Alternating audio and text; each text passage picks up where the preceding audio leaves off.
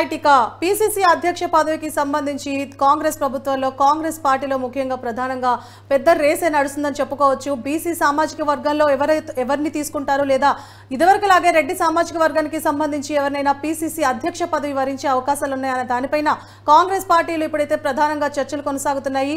నా తర్వాత కోమటిరెడ్డి వెంకటరెడ్డి సీఎం పదవిని అధిరోహిస్తారు అంటూ రేవంత్ రెడ్డి ప్రకటించిన నేపథ్యంలో పీసీసీ అధ్యక్ష పదవి కోమటిరెడ్డి వెంకటరెడ్డికి వచ్చే ఛాన్సులు ఎక్కువ ఉన్నాయనే అంశం కూడా కాంగ్రెస్ పార్టీలో ఇప్పుడు చర్చకు దారితీస్తోంది. అయితే కోమటిరెడ్డి వెంకటరెడ్డితో పాటు మరికొంతమంది ముఖ్య నేతలు పీసీసీ అధ్యక్ష పదవిలో ముందుకు వెళ్తున్నారు.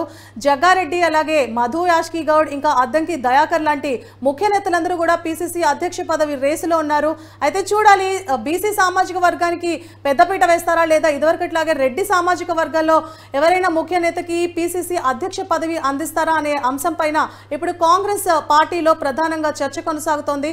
అయితే కాంగ్రెస్ పార్టీలో ఇప్పుడు జరుగుతున్న ఈ పీసీసీ అధ్యక్ష పదవి రేస్ ఏదైతే ఉందో అది రేవంత్ రెడ్డి మనసులో ఎవరైతే ఉన్నారో వారిని ముందుకు తీసుకెళ్తారా లేదంటే అధిష్టానం మనసులో ఎవరున్నారో వారికి అధ్యక్ష పదవి వరిస్తుందా అనే అంశం మీద ఇప్పుడు పెద్ద చర్చే కొనసాగుతోంది. దానికి సంబంధించి ఏం జరుగుతుందనేది మనం వేచి చూడాల్సి ఉంది. ఇదే అంశానికి సంబంధించి మరింత సమాచారాన్ని మా బ్యూరో చీఫ్ శ్రీనివాస్ లైవ్ ద్వారా అందిస్తారు. శ్రీనివాస్.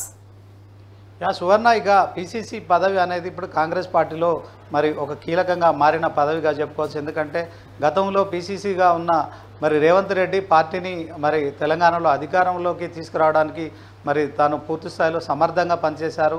ఇక దాంతోపాటే మరి ఆయన సీఎంగా కూడా ప్రమాణ స్వీకారం చేశారు. ఇక ప్రమాణ స్వీకారం చేసి ప్రజాపాలన పేరుతో కూడా మరి ప్రభుత్వాన్ని నడుపుతున్నారు. ఈ నేపథ్యంలో మరి సీనియర్లందరికీ కూడా కలుపుకుపోతూ ఆయన కేబినెట్ మంత్రి పదవులు కూడా ఇచ్చిన సంగతి మనకు తెలిసిందే. అయితే ఇప్పుడు తాజాగా మరి రేవంత్ రెడ్డి స్వయంగా అధిష్టానానికి మరి పీసీసీ సంబంధించి ఈ యొక్క పార్టీ సంబంధించిన బాధ్యతలు మరొకరికి అప్పగించాలని మరి అధిష్టానానికి నివేదించినట్లు తెలుస్తోంది. సాధారణంగా మరి పార్టీ అధ్యక్షుడే ఖచ్చితంగా సీఎంగా ఉంటారు. కానీ రేవంత్ రెడ్డి మాత్రం ఖచ్చితంగా మరి 5 ఏళ్ళు పూర్తి స్థాయిలో ఏవైతే 6 గ్యారంటీలు ఉన్నాయో వాటన్నిటిని కూడా మరి సంపూర్ణంగా అమలు చేసే దిశగా కూడా మరి కొంత లోటు బడ్జెట్ ఏదైతే ఉందో రాష్ట్ర ఆర్థిక పరిస్థితిని ఎప్పటికప్పుడు సమన్వయం చేసుకుంటూ మరి యొక్క కార్యక్రమాలు నిర్వహించేందుకు మరి ఆయన పూర్తి స్థాయిలో సచివాలయానికి మంత్రులతో అలాగే అధికారులతో ఎప్పటికప్పుడు మరి భేటీ అవుతున్నారు. సో ఆర్థిక పరిస్థితిని గాడిన పెట్టేందుకు కూడా మరి ఆయన సమాయత్తం అవుతున్నారు. దీంట్లో కొంత సఫలీకృతం అవుతున్నారని చెప్పుకోవచ్చు. ఎందుకంటే 6 గ్యారంటీలు ఇప్పటికే 5 గ్యారంటీలు కూడా అమలు చేశారు. మరొక ఏవైతే 6 గ్యారంటీల మాటున మరొక 8 గ్యారంటీలు ఏవైతే ఉన్నాయో మొత్తం 13 గ్యారంటీలను కూడా ఆగస్టు 15 లోపు కూడా మరి అమలు చేస్తామని చెప్పి ఆయన లోక్సభ ఎన్నికల ప్రచారంలో చెప్పిన సంగతి మనకు తెలిసిందే. ఇక ఆ దిశగా కూడా కొంత లోటు బడ్జెట్ ఉండడం కావచ్చు, ఆర్థిక పరిస్థితిపై మరి ఆదాయ మార్గాలను కూడా అన్వేషించేందుకు ఆయన ఇప్పటికే పలు శాఖల మంత్రులతో అధికారులతో సమావేశమవుతున్నారు. సో ఎక్కడెక్కడ ఆదాయ మార్గాలు ఉన్నాయి, మరి ఈ రైతు రుణమాఫీకి సంబంధించి 40,000 కోట్ల రూపాయలు ఎలా సమీకరించాలనే దాని పట్ల కొంత ఆయనకు ఇది మరి ముఖ్యమంత్రి పదవికి ఇది సవాల్గానే చెప్పుకోవచ్చు.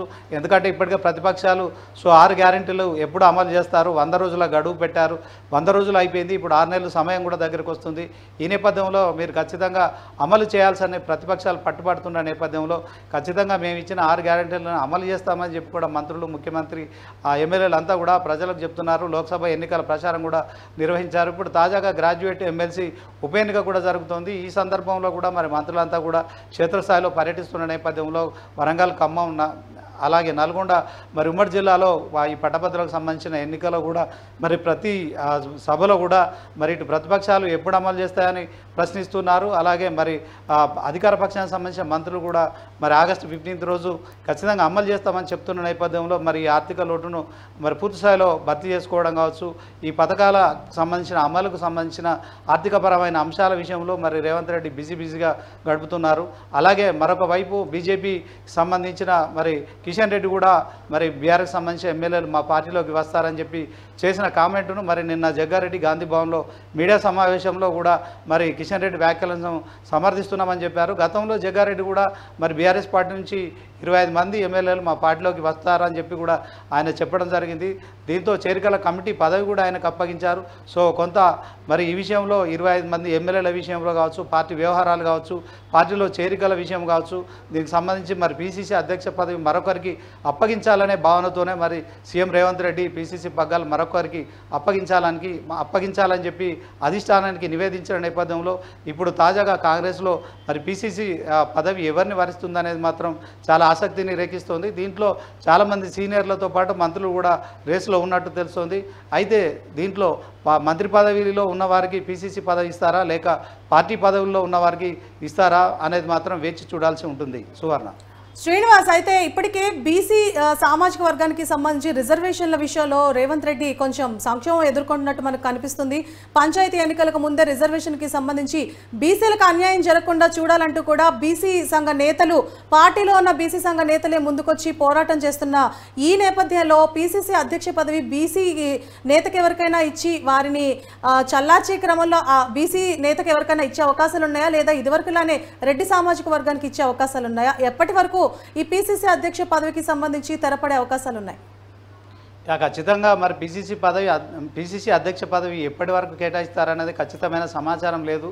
కానీ ఇప్పటికే మరి బీసీ జనగణన చేపడతామని చెప్పి కులగణన చేస్తామని చెప్పి కాంగ్రెస్ ఏదైతే ఎన్నికల హామీ ఇచ్చిందో ఆ మేరకు కొంత సొంత పార్టీలోనూ ఒక డిమాండ్ అయితే మరి ఎదుర్కొంటోంది పార్టీ. సో దీనికి సంబంధించి మరి స్థానిక సంస్థల ఎన్నికలు కూడా జూలైలోనే నిర్వహించాలని సీఎం రేవంత్ రెడ్డి మరి సూచనాప్రాయంగా చెప్పారు. ఇదే విషయంలో మరి ఆ దిశగా కూడా ప్రయత్నాలు కొనసాగుతున్నాయి. జూలై నెలలో ఖచ్చితంగా స్థానిక సంస్థల ఎన్నికలు నిర్వహించి మరి ఏదైతే 15 ఆగస్టు లోపు రైతు రుణమాఫీ ఏదైతుందో మరి 2 లక్షలు ఏకకాలంలో మాఫీ చేస్తామని 15 ఆగస్టులోపు చెప్పిన హామీ నెరవేర్చడానికి కూడా మన ఆర్థిక పరమైన లోటును పూడ్చుకునేందుకు కూడా సీఎం రేవంత్ రెడ్డి మరి ఆదాయ మార్గాలను ఎప్పటికప్పుడు సమీక్షిస్తున్నారు. అలాగే మరి ఇక ఇప్పుడున్న ఏదైతే పిసిసి అధ్యక్ష పదవి విషయంలో కూడా మరి బీసీకి కేటాయిస్తారా లేక మరి రెడ్డి సామాజిక వర్గానికి కేటాయిస్తారా, మరేదైనా సామాజిక వర్గానికి కేటాయిస్తారనే విషయంలో కూడా ఒక చర్చ అయితే కొనసాగుతోంది. అయితే బీసీ వ్యక్తికే పిసిసి పదవి ఇచ్చే అవకాశం ఉంటుంది కనుక మరి ఈ విషయంలో మరి పూర్తి స్థాయిలో మరి పిసిసి అధ్యక్ష పదవి కేటాయించిన తర్వాతే ఈ విషయం కూడా తేలాల్సి ఉంది. అలాగే మరి స్థానిక సంస్థల ఎన్నికల లోపు కూడా ఏదైతే బీసీ జనగణన కులగణన చేస్తామని కాంగ్రెస్ ఇచ్చిన హామీ మేరకు కూడా మరి ఈ బీసీలందరినీ సంతృప్తి పరిచేందుకు మరి ఈ యొక్క రిజర్వేషన్ల ప్రక్రియ కూడా పూర్తయ్యే అవకాశం అయితే కనిపిస్తుంది. Suvarna. Right, thank you Srinivas.